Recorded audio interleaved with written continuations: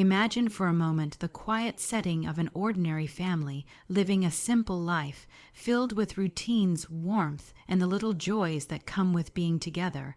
Everything seems calm, normal, almost predictable. But then enters the idea of a single wish, just one chance to change the course of life, one opportunity to hold power over destiny itself. It sounds harmless at first. After all, who among us hasn't dreamed of wishing for something extraordinary? Perhaps wealth, success, happiness, or a way out of life's endless struggles. The allure of such a promise is almost irresistible, yet hidden within that promise lies a shadow, a warning that not everything we desire comes without a cost. This is where the story begins to shift from the ordinary into the mysterious, where the comfort of everyday life meets the dangerous temptation of a wish. The beauty of this tale lies not in grand battles or distant kingdoms, but in its intimacy. It takes place in a familiar world, where characters could be anyone we know. People with hopes, fears, and dreams. This closeness makes the story feel even more unsettling, because it whispers the possibility that something so strange, so mysterious, could easily happen in our own lives. A wish is made, and in that moment, the invisible threads of fate are pulled. What begins as a small act of hope soon becomes a turning point, drawing the family deeper into a web of consequences they could never have imagined. The first wish seems harmless, even justified. It springs from curiosity and the desire for a better life. But with every mysterious gift, there comes an unspoken warning. The universe never gives without taking something in return. That's where the danger begins to unfold. What appears as fortune quickly transforms into misfortune, and the excitement of possibility turns into the dread of reality. The story does not rush to reveal this. Instead, it takes us by the hand, slowly tightening the grip of suspense, making us feel both the anticipation of receiving a gift and the unease of what must be given up for it. And isn't that the nature of human desire? We reach out for more, believing that one change, one miracle, will solve all our troubles. But often, the more we try to bend life to our will, the more it bends us. In the story, each wish is a reminder that life is not meant to be controlled so easily, and that meddling with destiny is like walking on a thin line over darkness. One wrong step, and everything can fall apart. The mysterious object at the center of this tale becomes more than just a symbol. It becomes a mirror of our own choices. It forces us to ask, what would we do if given the chance? Would we dare to make a wish, knowing it may cost us everything? As the events unfold, the atmosphere thickens with unease. Small details begin to grow heavy with meaning. Each silence, each glance, each hesitation carrying the weight of something unseen. The characters find themselves caught between hope and fear, torn by the question of whether the next wish will heal or destroy. The danger is never announced loudly. It creeps in quietly, like a shadow lengthening across a room as night falls. By the time they realize what has been set in motion, it is already too late. The wish has been granted, but its consequences cannot be undone. This is what makes the story so powerful for listeners. It's not simply about the supernatural. It's about the deep truth hidden within. Every choice we make carries unseen consequences. Every desire we chase leaves an imprint on the path ahead. The story uses mystery not just to thrill us, but to remind us of the fragile balance between what we want and what we are willing to lose. It is a tale that lingers in the mind long after the words are spoken, because it speaks to something universal, the danger of asking for more than life intends to give. And so, as the final moments of this mysterious journey settle into silence, one thing becomes clear. Wishes may glitter with promise, but their consequences can echo like thunder. Would you like me to now expand key point 2 in the same style and length 7? 100 words podcast beach flow. There is a strange kind of silence that follows the moment when wealth appears in the most unexpected way. At first, there is disbelief, almost as though the mind cannot quite accept what the eyes are seeing or what the hands are holding. Money, especially when it comes suddenly, feels like a miracle. It carries with it the promise of comfort, security, and freedom from so many struggles that press down on everyday life.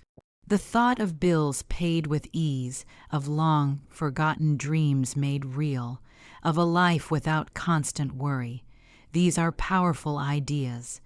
They ignite the imagination, filling it with pictures of happiness and relief. For a family that has lived in modest means, the announcement of wealth seems to change everything in an instant. But as quickly as that joy flickers, an unease begins to take its place. Something about this gift does not sit right. There is no celebration, no laughter, no clinking of glasses. Instead, the money feels heavy, almost unbearable, because of what it represents. It is not earned through effort or sacrifice, not saved carefully over time. It arrives suddenly, tied to something that cannot be undone, something that cuts far deeper than any struggle money could solve. And so the fortune that should bring light instead brings shadows, reminding everyone that sometimes wealth is not a blessing at all, but a cruel reminder of loss. The human heart is not built to accept such contradictions easily. On one hand, there is the knowledge that financial struggles are over, that comfort has been placed into their hands. On the other hand, there is the grief that this wealth is soaked in sorrow. It is as though the universe has given a gift with one hand and taken away something far more precious with the other. What is money compared to the warmth of a loved one's voice? What is comfort compared to the laughter that once filled a home? No amount of wealth can replace the emptiness left behind, and yet the cruel irony is that the very thing they once thought might bring happiness is now tied forever to their deepest pain. The tension grows heavier because wealth changes the way people look at themselves, even in grief. It whispers, "You have gained," at the very moment they feel they have lost everything. It creates confusion in the soul, a battle between gratitude and bitterness, between the relief of being secure and the guilt of knowing why that security exists. And in that battle, peace cannot be found. It is as though every coin carries the weight of a memory, every note a reminder of what had to be sacrificed. Wealth, in this form, becomes a chain instead of a key, binding them tighter to the very thing they wish they could forget. This is what makes the story so deeply unsettling. It is not the appearance of money itself that frightens, but the knowledge of what it costs. The family does not see the wealth as others might. They do not admire it or feel pride in possessing it. Instead, they look at it with hollow eyes, knowing it is both real and meaningless at the same time. For all the promises money makes, it cannot bring back what has been lost. It cannot fill the silence that now echoes in the house. It cannot erase the grief that lingers in every corner, in every breath, in every thought that wonders what life might have been had the wish never been made. The contrast of gain and loss pulls at them with relentless force. They want to believe in the value of the wealth, to find some reason to accept it, yet every time they try, they are struck by the emptiness it represents. They cannot spend it without remembering. They cannot touch it without trembling. It is as though the wealth is cursed, not by any spell, but by the weight of human sorrow. This tension is what grips listeners so tightly, because it reflects a truth that goes beyond the story. Wealth alone cannot heal. Comfort purchased with grief cannot bring peace, and no matter how much we gain, it will always be measured against what we had to give up to get it. The story leaves us with a lingering thought. What would we truly choose if given the chance? Would we reach out for the glitter of fortune, knowing that its shine may be forever dimmed by what we lose along the way? Or would we hold tightly to what matters most, refusing to trade it for anything the world might offer? These are the questions that echo in the silence after the wealth has been counted, the questions that remind us of the real price hidden behind the numbers. And so the fortune sits there untouched, uncelebrated, a reminder that wealth without love is nothing more than sorrow dressed in gold. Do you want me to now expand key point 3, suspense built through simple yet powerful storytelling into the same 700-word speech style? What makes this story so gripping is not grand descriptions or overwhelming details, but the simplicity of how the suspense is built. It begins with an ordinary setting, a family home on a quiet evening, where the warmth of conversation and small comforts give no hint of the storm that lies ahead. Everything feels familiar, almost safe. The fire crackles, the voices carry a gentle rhythm, and we settle into the moment as if nothing could disturb it. But then a small detail enters the scene, an object, a strange story told, a hint that something unusual has slipped into the everyday. It is introduced quietly, almost casually, yet it lingers in the mind. That is the beauty of simple storytelling. It plants a seed of unease, letting it grow in silence until it wraps around everything. Suspense is not forced upon the listener. It seeps in slowly. It does not shout, it whispers. A pause here, a hesitation there, a look exchanged that says more than words ever could. These small touches create a sense that something is coming, though no one can quite say what. The ordinary becomes uncertain.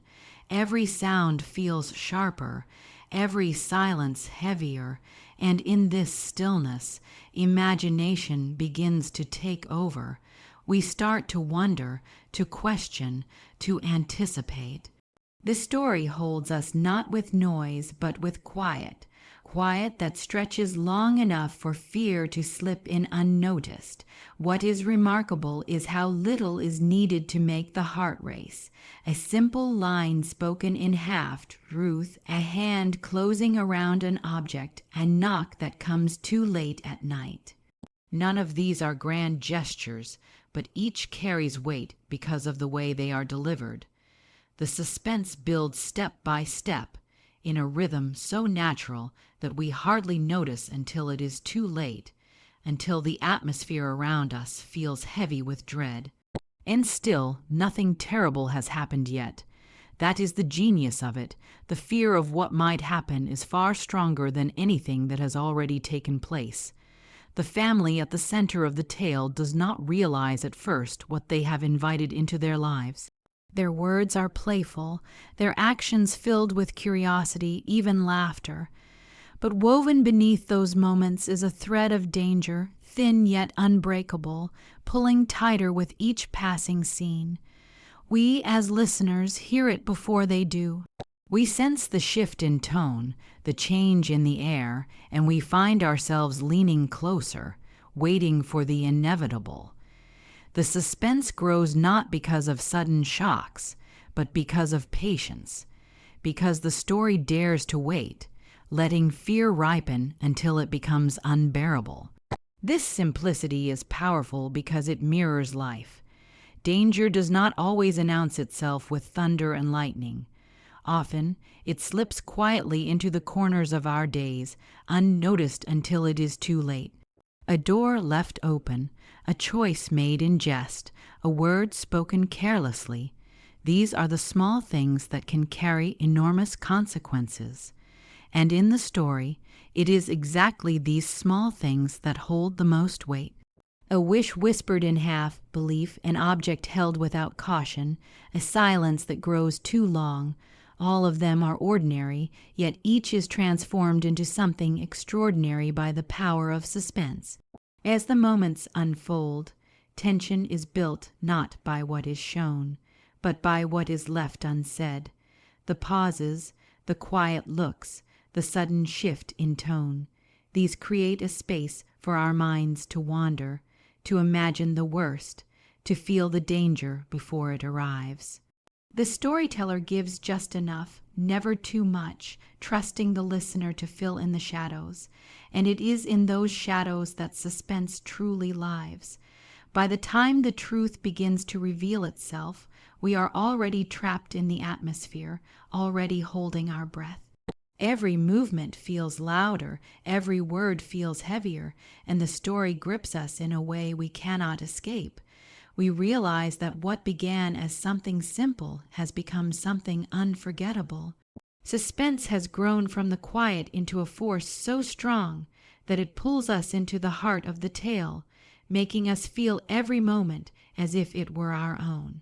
And in the end, when the silence breaks and the weight of what has been wished for finally shows itself, the impact is devastating, not because it came suddenly, but because it had been coming all along, step by step, in the simplest and most powerful way possible. Would you like me to expand Key Point 4, a graded English story crafted for Level 4 learners into the same 700-word podcast-style segment? What makes this story especially meaningful is the way it has been shaped into a graded version for learners at Level 4. At its heart, the tale is filled with mystery, suspense, and deep emotion, but the language has been carefully adapted to make it accessible without losing its power. This is what allows learners to step inside the story fully, to not only follow the events but to feel them.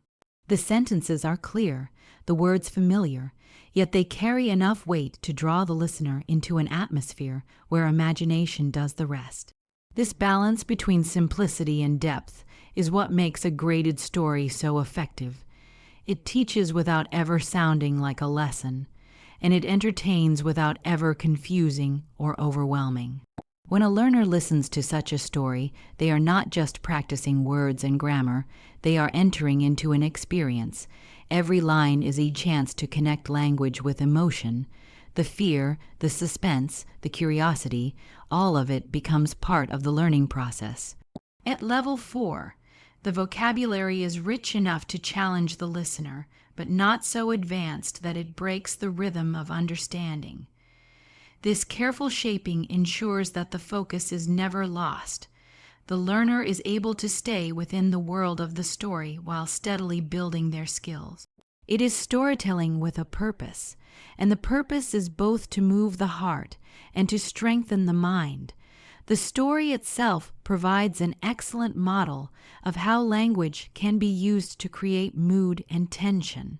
The pauses, the word choices, the repetition of certain ideas, all of these become subtle lessons in expression.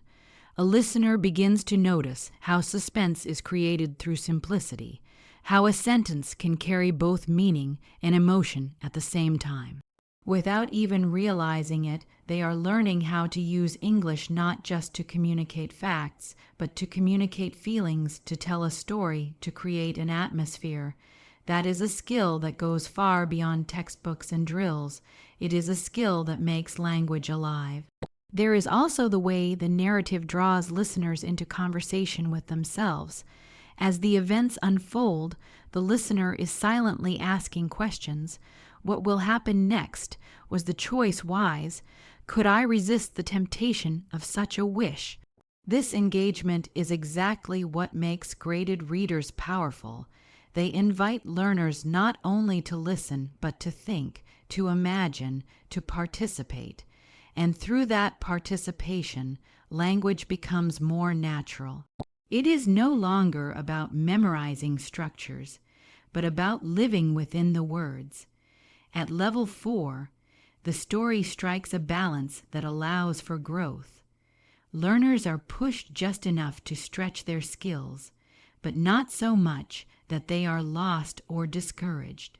The vocabulary includes words that expand understanding, yet always within a clear context that makes them easy to grasp. The grammar shows variety, but it flows smoothly, never feeling forced or artificial. This is what makes the story effective for practice. It gives the listener the sense of achievement, the sense that they are truly understanding something meaningful in another language. That feeling is what motivates them to keep going, to keep listening, to keep learning. The emotional power of the tale also plays an important role in its effectiveness. Suspense, fear, curiosity, even grief. These are strong emotions that leave an imprint on the mind. When language is tied to such emotions, it becomes unforgettable. A word learned in the middle of a dramatic moment is remembered far more deeply than a word seen on a vocabulary list. The story provides those unforgettable moments, those echoes of emotion that make language learning natural and lasting.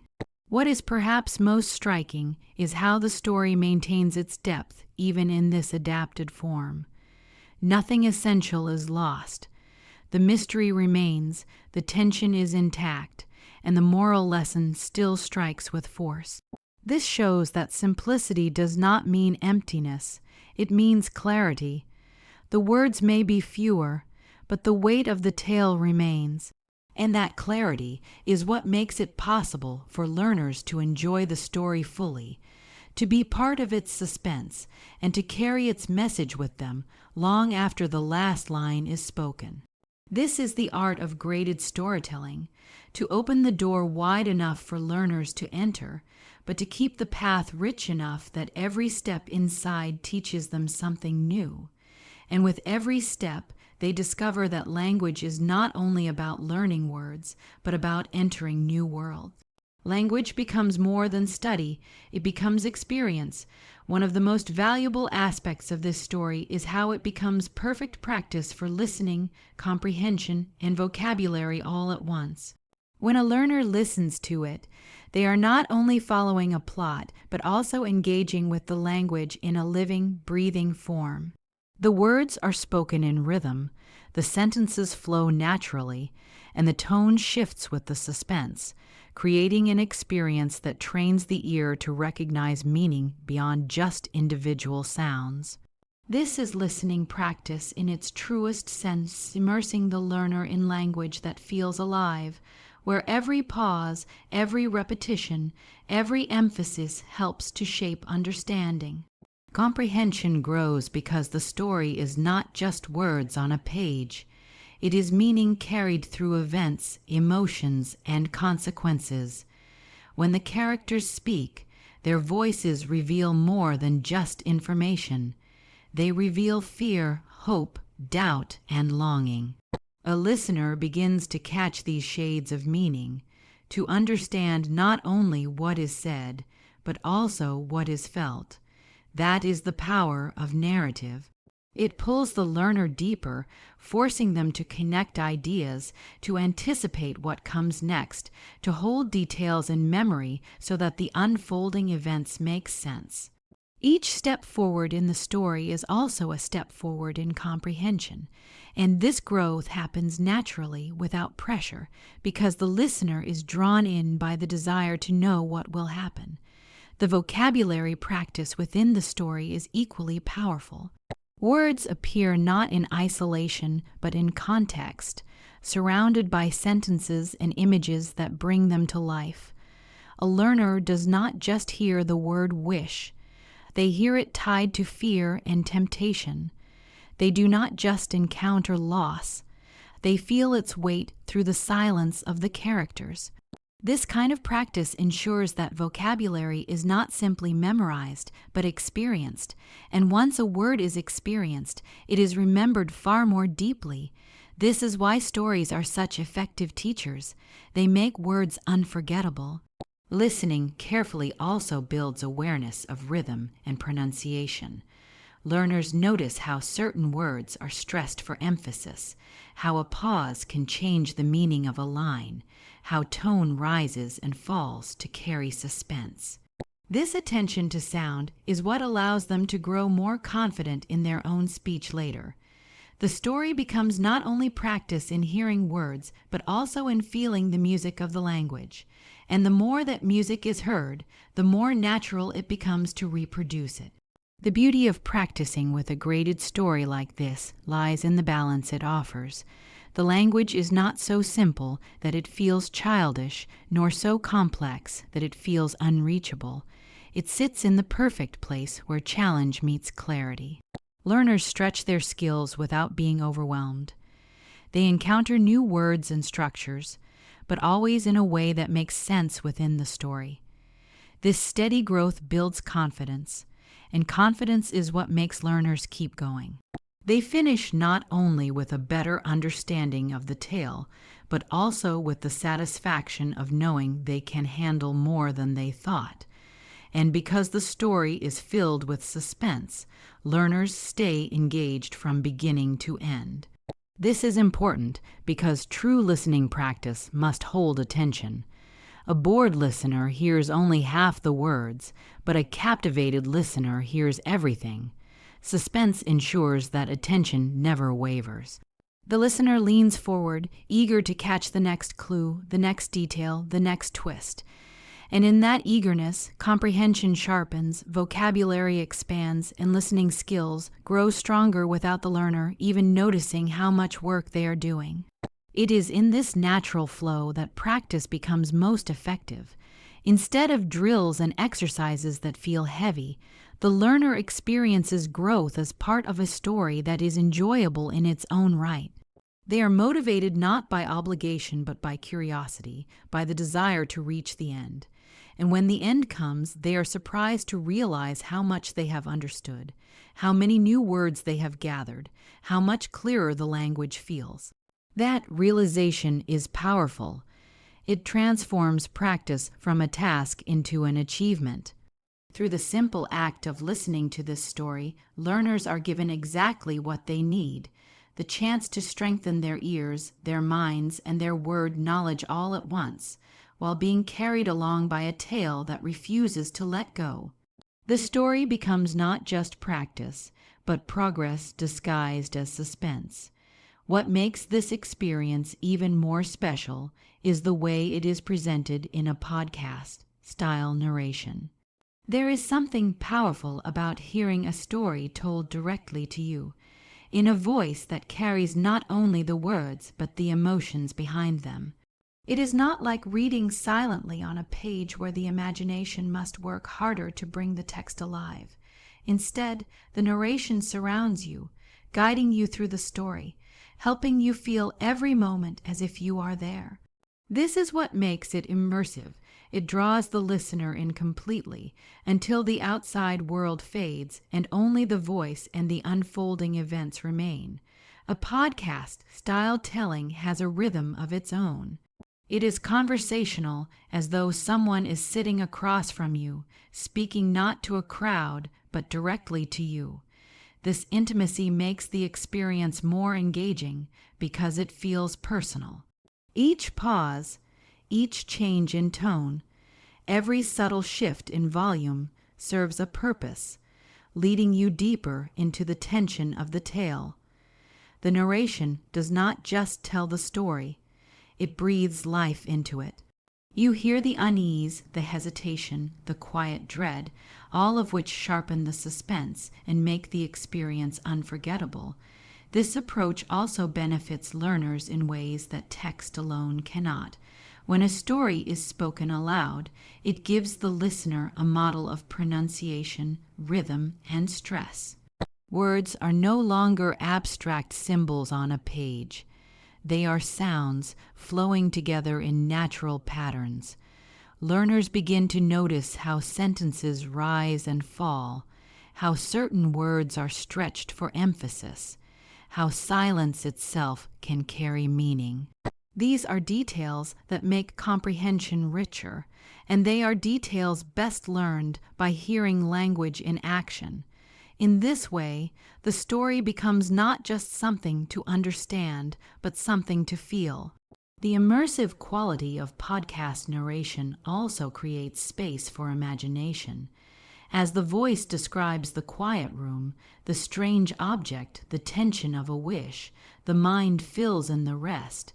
Images form effortlessly, not because they are shown, but because the narration sparks them.